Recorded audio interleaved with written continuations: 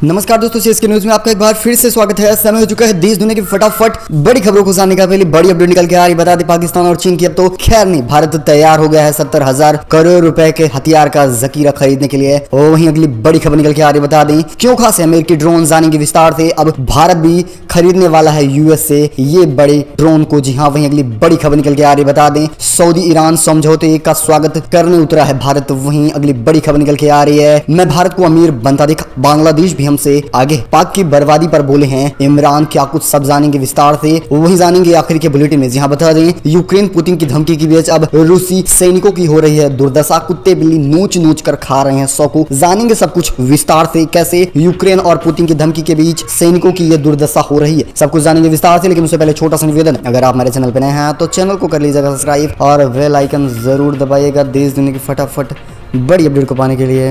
पहली बड़ी खबर निकल के आ रही, बता दें पाकिस्तान और चीन की अब खैर नहीं, भारत ने तैयार कर लिया है 70,000 करोड़ रुपए हथियारों का जखीरा। बता दें राजनाथ सिंह ने दफ्तर से ट्वीट करते हुए लिखा है, इतने बड़े पैमाने पर स्वदेशी हथियार न केवल भारतीय इंडस्ट्री को आत्मनिर्भर बनाएगा, बल्कि भारत को आत्मनिर्भर बनाने की दिशा में एक नई उपलब्धि रहेगी। बल्कि दूसरे देशों से आयात किए जाने के बजाय भारत खुद ही आत्मनिर्भर बनता जाएगा। वहीं बता दें भारत बड़ी संख्या में स्वदेशी हथियार की खेप तैयार करने जा रहा है। इसके लिए 70,000 करोड़ रुपए की मंजूरी दे दी गई है। रक्षा क्षेत्र में मजबूत करने की दिशा में उठाया गया एक या दमदार कदम है। इसके लिए आत्मनिर्भर भारत को बढ़ावा भी मिल रहा है। बता दें रक्षा क्षेत्र में 70,500 करोड़ रुपए से अधिक प्रस्ताव को मंजूरी दे दी गई। प्रधानमंत्री नरेंद्र मोदी ने कहा कि यह भारतीय प्रतिभा में विश्वास की एक बार फिर से पुष्टि करता है। सरकार ने गुरुवार को देश में बनाने के लिए 70,584 करोड़ रुपए के हथियार व उनके सजानो सामान की खरीदारी के लिए मंजूरी भी दे दी है। सरकार ने इस फैसले से घरेलू रक्षा निर्माण व विनिर्माण के क्षेत्र में विकास की हवा को एक नई उम्मीद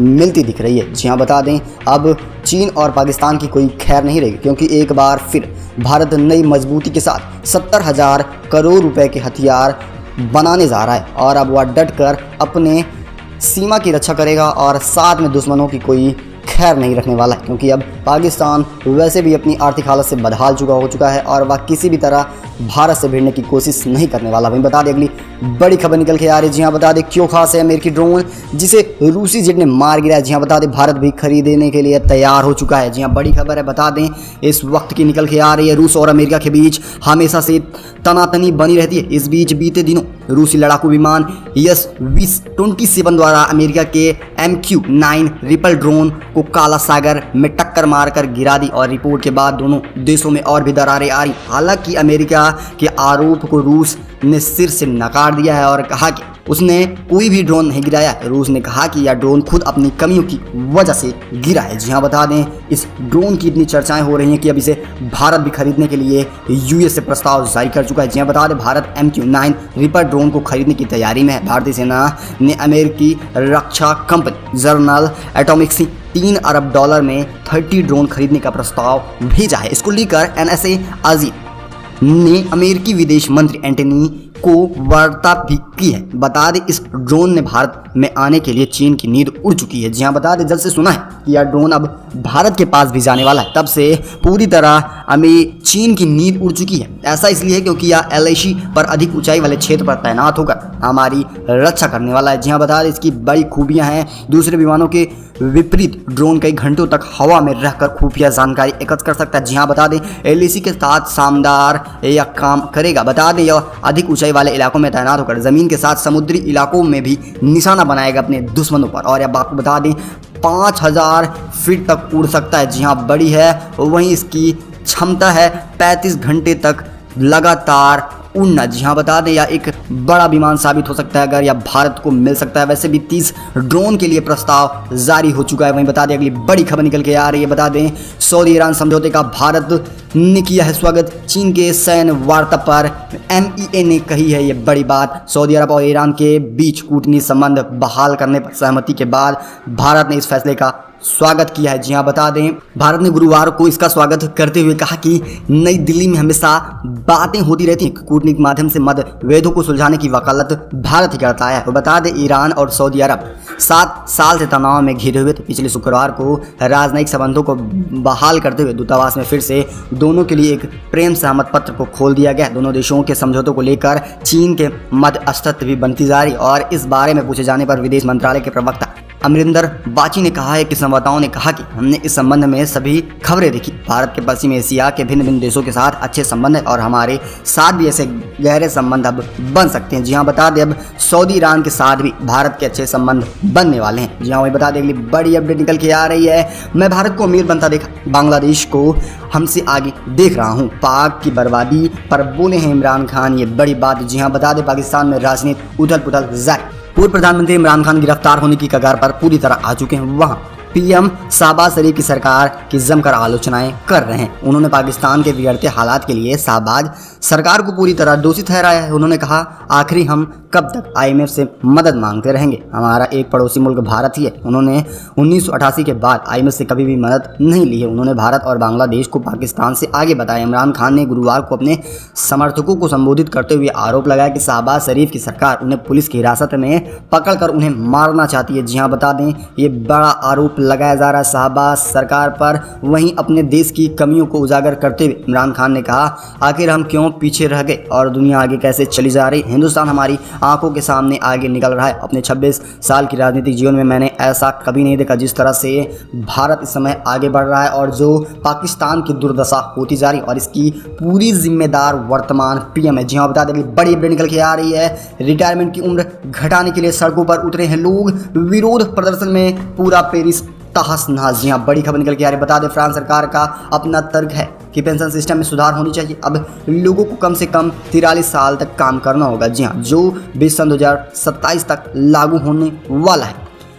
रिटायरमेंट की उम्र बढ़ने के लिए अक्सर आवाज़ उठती रहती है, लेकिन आप यह जानकर हैरान हो जाएंगे कि फ्रांस में रिटायरमेंट की उम्र घटाने के लिए लोग सड़कों पर उतर आए। हाल ही में यह घमासान मचता दिखाई दे रहा है। मीडिया रिपोर्ट के हवाले से ये गंभीर उग्रवाद की तस्वीरें भी मिले, जहां पर आप देख सकते हैं कैसे कारें, सामान्य गाड़ियां धू धू कर जल रही हैं। जी हाँ, बता दें फ्रांस सरकार का एक नया तर्क सामने आया। जी हाँ, बता दें पहले तो फ्रांस में सभी कर्मचारियों को 62 साल तक ही नौकरी करना होगा, लेकिन बता दें सन 2027 से यह नया नियम निकल के आया है कि उन्हें 64 साल तक नौकरी करना होगा। और इसी बीच अब पेरिस में घमासान दुर्दशा देखने को मिल रही है। जी हाँ, बता दें वहाँ के कर्मचारी बार बार प्रदर्शन कर रहे हैं और यहाँ जन विरोध भी कर रहे हैं कि उम्र क्यों बढ़ाई जा रही है, हमें 62 साल तक ही नौकरी करना होगा। वहीं सरकार का एक बड़ा दावा है कि इससे पेंशन सिस्टम को भी सही किया जा सकता है, क्योंकि जब 2 साल वो बैठ कर पेंशन ले रहे हैं वही काम कर वह उसकी पेमेंट लें, ऐसा बड़ा दावा रहा है फ्रांस सरकार का। लेकिन बता दें इसका बड़ा विरोध देखने को मिल रहा है, क्योंकि पेरिस के सड़कों पर जमा हो चुका है 7,000 टन कचरा। जी हाँ, बता दें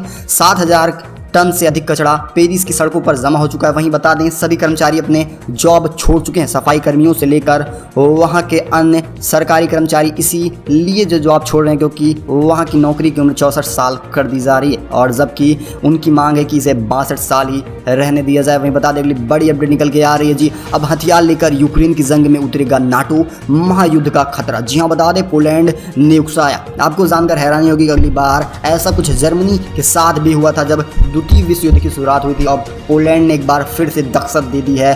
रूस से जंग में यूक्रेन का समर्थन कर रहा नाटो अब हथियार के जरिए भी मुकाबला करने जा रहा है। अब तक नाटो देश ने इस जंग में सक्रिय भागीदारी से दूरी बनाई थी, लेकिन अब पोलैंड ने ऐसा ऐलान किया कि वह यूक्रेन को 4 MiG-39 लड़ाकू विमान देगा। वहीं पोलैंड नाटो का ऐसा पहला देश है जिसने यूक्रेन को जंग में हथियार देने का ऐलान किया। पोलैंड के राष्ट्रपति अजेड हुड्डा ने कहा कि लड़ाकू विमान को जल्द से ही यूक्रेन को सौंप देना चाहिए क्योंकि उस पर रूस बहुत तेजी से हावी हो रहा है। जी हाँ, बता दें अभी कुछ दिन पहले लगातार रूस द्वारा 23 घंटों में 24 बार रॉकेट फायरिंग की गई थी और जिससे यूक्रेन की हालत पूरी तरह से खराब हो चुकी थी। और इसी के जरिए अब यह बड़ा प्रस्ताव जारी हो चुका है कि यूक्रेन को मिलने जा रहा है 4 MiG-29 लड़ाकू विमान। और बता दें इस तरह से पोलैंड ने यूक्रेन को बड़े हथियार की सप्लाई के मामले में नाटो देश से आगे बढ़कर मदद देने का ऐलान कर दिया है। पोलैंड के इस ऐलान के बाद अब नाटो के अन्य देश पर यूक्रेन की हथियार की सप्लाई का यह दबदबा बनता जा रहा है। अब तक नाटो के दूसरे देश यूक्रेन का समर्थन कर रहे थे बाहरी रूप से, लेकिन अब सब खुलकर सामने आ रहे हैं और अब रूस भी थोड़ा पीछे हट रहा है। जी हाँ, बता दें अगली बड़ी खबर निकल के आ रही है। जी हाँ, बता दें यूक्रेन पुतिन की धमकी के बीच रूसी सैनिकों की हो रही है दुर्दशा, कुत्ते बिल्ली नोच नोच कर खा रहे हैं सौ। जी हाँ, बड़ी खबर है। अमेरिकी, ब्रिटेन और नाटो समेत दुनिया के बाकी परमाणु संपन्न देश भी माने जा चुके हैं। फिलहाल बता दें रूसी राष्ट्रपति पुतिन जैसे जिद्दी नेता आज तक कोई नहीं हुआ होगा। पुतिन ने अपनी जिद के चलते रूस और यूक्रेन की जंग को छेड़ा है और अभी तक 1.5 सालों तक ये जंग जारी रही है। और बता दें दोनों भी देश पीछे हटने को नाम नहीं लिए और इस बीच उनके सैनिकों की दुर्दशा होती आ रही है। जी हाँ, बता दें सैनिकों की लाशों के कुत्ते नोच नोच कर खा रहे हैं। बता दें द टाइम्स से बात करते हुए यूक्रेनी जर्नल मैक्रोज ने कहा है कि विभक्त वीडियोज के सामने आने के बाद यह बयान जारी किया जा रहा है, जिसमें उन्होंने कहा कि यह सब कहना देखना अप्रिय है, लेकिन इनकी लाशें आवारा कुत्तों का भोजन बन चुकी हैं। यह लाशें यूक्रेन की गलियों सड़कों पर पड़ी हुई हैं, जिन्हें कुत्ते और बिल्लियाँ नोच नोच कर अपना भोजन बना रहे हैं। मैक्रोज ने आगे कहा कि हमारे लोग ने कसम खाई थी कि वह माइकोलाइव की लड़ाई में मारे गए और उन्हें शहीद का नाम दिया जाए, लेकिन आपको ये जानकर हैरानी होगी कि उन्हें 10 कुत्ते बिल्ली नोच कर खा रहे हैं। ये है पुतिन की नई रणनीति। जी हाँ, बता दें अब जनता भी विरोध करने पर उतर आई है और लगातार अब पुतिन के खिलाफ भी प्रोटेस्ट हो रहा है, क्योंकि बिना किसी साक्षरता के दर के उनको सेना में भर्ती किया जा रहा है और उनकी ये हाल हो रही है। दरअसल अपनी राय कमेंट के माध्यम से जरूर दीजिएगा। मिलेंगे आपको बड़ी अपडेट में, तब तक के लिए जय हिंद, वंदे मातरम।